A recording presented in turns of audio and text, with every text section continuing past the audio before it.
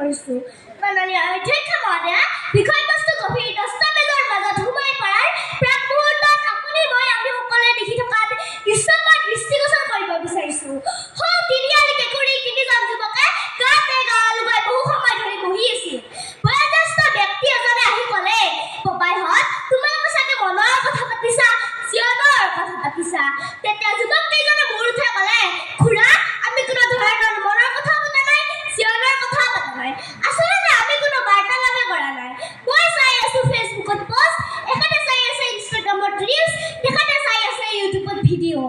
আৰু তেতিয়া বয়োজ্যেষ্ঠ ব্যক্তিজনৰ লগতে মোৰ মনত প্ৰশ্ন হ'ল, এয়াই নেকি সামাজিক মাধ্যম, যে মানুহৰ যোগাযোগ উন্নত কৰা এখন ভ্ৰান্ত ধাৰণাৰ বিধেয়ক উত্থাপিত হ'ল?"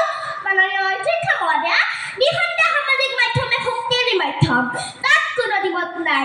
কিন্তু বিষয়বস্তুৰ ওপৰত গভীৰ অধ্যয়ন নকৰাকৈ, স্থান, কাল, পাত্ৰ তথা প্ৰেক্ষাপট নিৰ্ধাৰণ নকৰাকৈ এটা বাক্যত সামাজিক মাধ্যমে মানুহৰ যোগাযোগ উন্নত কৰিছে বুলি কোৱা বিধেয়কখনৰে বিৰোধিতা কৰিছো।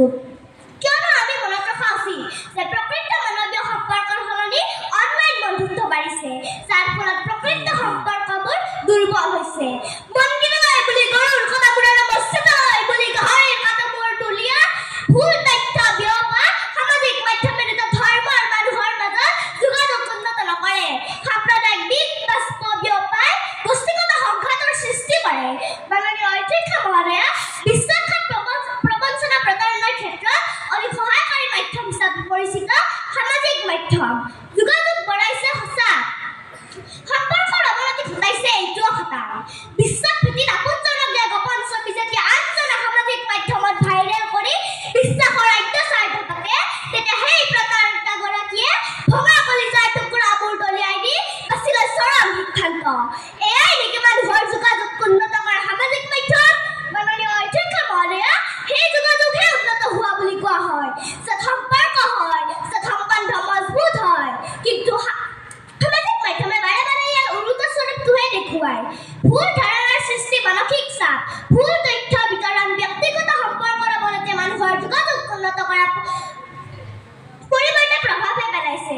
কিন্তু তেনেবোৰ গুৰুত্বপূৰ্ণ বিষয়ক উদ্দেশ্য প্ৰণোদিতভাৱে উপেক্ষা কৰি সদনৰ মজিয়াত সামাজিক মাধ্যমে মানুহৰ যোগাযোগ উন্নত কৰিছে বুলি যি অযুক্তিকৰ অপ্ৰাসংগিক বিধেয়ক উত্থাপন কৰিলে, যাৰ হত্যা নিৰূপণ কৰা আৰু গছত গৰু উঠাই বাঘৰ নেঙুৰেৰে কাণ খোজা একেই কথা। সেয়ে উক্ত বিধেয়কখনক প্ৰত্যাহাৰ কৰিবলৈ বিনম্ৰ অনুৰোধ জনাইছো। ধন্যবাদ অধ্যক্ষ মহোদয়া, ধন্যবাদ সদন।